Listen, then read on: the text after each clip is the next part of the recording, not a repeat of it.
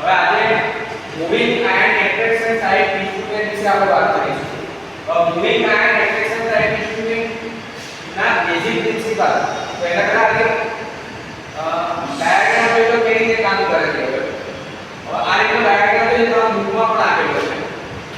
આ જે છે એને કહેવાય એર ફિક્શન ડેમ્પિંગ ચેમ્બર કહેવાય છે.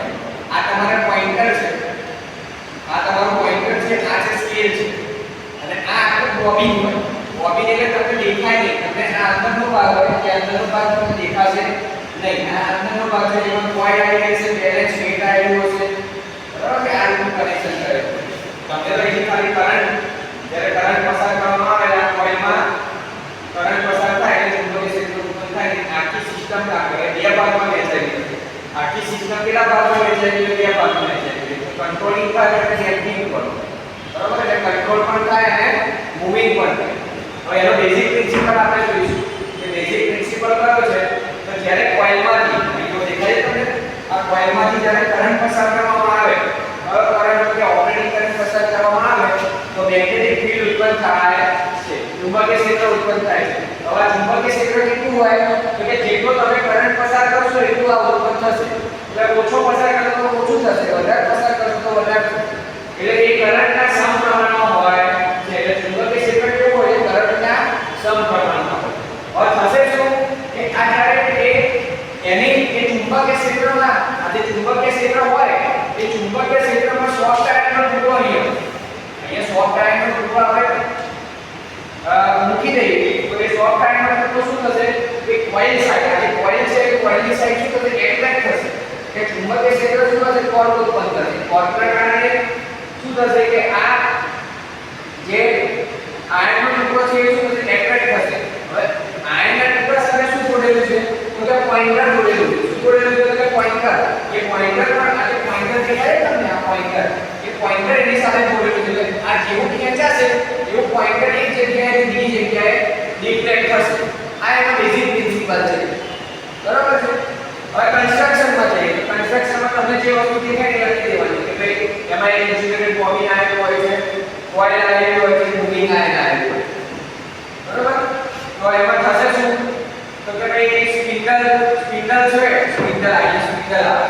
એ સ્પિન્ડલ સાથે શું જોડેલું છે? કે સોફ્ટ આયનનો ટુકડો જોડેલો છે. એ સોફ્ટ આયનનો ટુકડો પોઇન્ટર જોડેલું છે. એટલે આ જે આખી આ સિસ્ટમ બનશે હવે સ્પિન્ડલ, સોફ્ટ આયનનો ટુકડો અને પોઇન્ટર, એ આખી સિસ્ટમને ડિફ્લેક્ટિંગ સિસ્ટમ કહેવાય. શું કહેવાય છે? તો કે ડિફ્લેક્ટિંગ સિસ્ટમ. ડિફ્લેક્ટિંગ સિસ્ટમ એટલે ખસે એક જગ્યાએથી બીજી જગ્યાએ એને ડિફ્લેક્ટિંગ કહેવાય. અને ડિફ્લેક્ટિંગ ને ખસે એક જગ્યાએથી બીજી જગ્યાએ એને રોકવું હોય એ જે સિસ્ટમ કહેવાય છે એને શું કહેવાય? કંટ્રોલિંગ સિસ્ટમ કહેવાય છે, બરાબર. આપણે બે સિસ્ટમ આવે, ડિફ્લેક્ટિંગ સિસ્ટમ અને કંટ્રોલિંગ સિસ્ટમ. હવે એના માટે બે કોડ હોય, ડેમ્પિંગ પર અને કંટ્રોલિંગ પર. ડેમ્પિંગ પર અને ડેમ્પ આઉટ પર એ કોના દ્વારા થાય છે? તો કે એર ફિક્શન ડેમ્પિંગ દ્વારા. એટલે આમાં ફિગરમાં આપેલું છે આ આખું એર ફિક્શન ડેમ્પિંગ છે, બરાબર. એ જેમ ટ્રકમાં અને ખટારા પર જેમ એર બ્રેક આવે ને એવી સિસ્ટમ આવે આવે પિસ્ટન આવેલું હોય. શું થશે આમાં કે જેવું ખેંચાશે ને એટલે આમાં હવા ભરી લેવી, એટલે હવા શું થશે? આમ કોમ્પ્રેસ થશે. આ પિસ્ટન દ્વારા શું થશે? હવા કોમ્પ્રેસ થશે એટલે અહીં આપણે પ્રેશર આવશે. એટલે પેલું જે પોઇન્ટર આમ જતું હશે તેની સામે આ રીતે, એટલે એ રીતે આખું રોકાય. આ એર ફિક્શન ડેમ્પિંગ, બરાબર છે. અને કંટ્રોલિંગ કોડ છે સ્પ્રિંગ દ્વારા મેળવવામાં આવે, બરાબર. એટલે આમાં આપણે આગળ જોઈએ કે બે પ્રકારની સિસ્ટમનો ઉપયોગ કરી શકીએ. ગ્રેવિટી કંટ્રોલનો ઉપયોગ કરી શકીએ અને સ્પ્રિંગ કંટ્રોલનો ઉપયોગ કરી શકીએ. તમારે જે ફિગર જે આપી છે બુકમાં એમાં વેટ આપેલા છે, બેલેન્સ વેટ.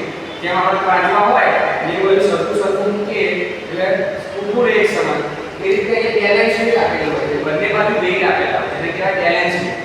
તો એ બેલેન્સ વેટ હોય એમાં એ ગ્રેવિટી કંટ્રોલ આવે. અને જો સ્પ્રિંગનો ઉપયોગ કરેલો હોય તો એને સ્પ્રિંગ કંટ્રોલ કહેવાય. એટલે બંને સિસ્ટમ આપણે યુઝ કરી શકીએ છીએ. ગ્રેવિટી કંટ્રોલ યુઝ કરીએ તો વજન વધી જાય, સ્પ્રિંગ કંટ્રોલ યુઝ કરીએ તો વજન થોડું ઓછું થાય. હવે વર્કિંગમાં આપણે તમને ઓલરેડી પ્રિન્સિપલમાં કીધું ને એનું થોડું મોટું કરી દેવાનું એટલે એનું વર્કિંગ થઈ જાય. કઈ રીતે? જ્યારે કોઇલમાંથી કરંટ પસાર કરવામાં આવે તો મેગ્નેટિક ફીલ્ડ ઉત્પન્ન થાય છે. હવે મેગ્નેટિક ફીલ્ડ ઉત્પન્ન થાય એમાં સોફ્ટ આયનનો ટુકડો મૂકી દઈએ તો એ કોઇલ દ્વારા શું થાય છે? એટ્રેક્ટ થાય છે, બરાબર છે.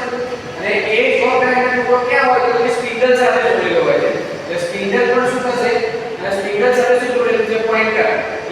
બધું આખી કઈ સિસ્ટમ બને છે તો ડિફ્લેક્ટિંગ સિસ્ટમ બને છે એટલે પોઈન્ટર શું થાય છે એક જગ્યાએ બીજી જગ્યાએ ફસે છે બરાબર અને આ સિસ્ટમ છે એ બંને માટે યુઝ થશે એસી સપ્લાય માટે પણ યુઝ થશે અને ડીસી સપ્લાય બંને માટે યુઝ કરી શકીએ હવે એર ફ્રિક્શન ડેમ્પિંગ શું છે આ તો કે ભાઈ એર ફ્રિક્શન ડેમ્પિંગ દ્વારા આપણે ડેમ્પિંગ ઉત્પન્ન કરી શકીએ એટલે ડેમ્પ આઉટ એટલે કે જે અસર છે એને ઓછી કરી શકીએ એટલે જેટલી અસર થાય છે પોઈન્ટર એક જગ્યાએ બીજી જગ્યાએ ફસે એને ખસખસ ના કરે અને એક જગ્યાએ સ્ટીક રહે એટલે મને ડેમ્પ આઉટ કરવું પડે ડેમ્પ આઉટ કરવું એટલે જે અસર છે એને ઓછી કરવી પડે એટલે ડેમ્પિંગ બરાબર એટલે એર ફ્રિક્શન ડેમ્પિંગની મદદથી આપણે એને ઊભું રાખી શકીએ બરાબર હવે આ તો મેથેમેટિકલ સ્ટેપ છે કે જે ડિફ્લેક્ટિંગ ટોર્ક હોય છે એ પ્રોપોર્શનલ ટુ m અને n ફિલ્ડ સ્ટ્રેન્થ ઉપર ડિપેન્ડ કરે જેટલું ફિલ્ડ સ્ટ્રેન્થ વધારે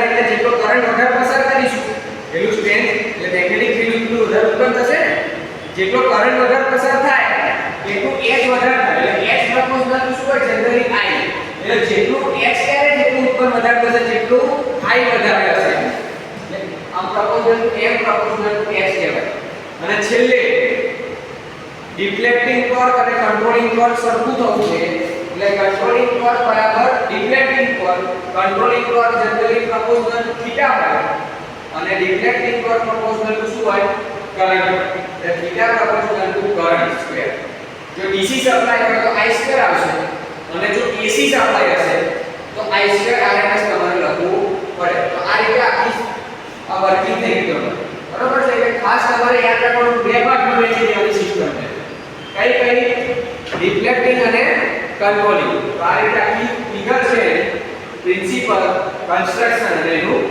વર્ક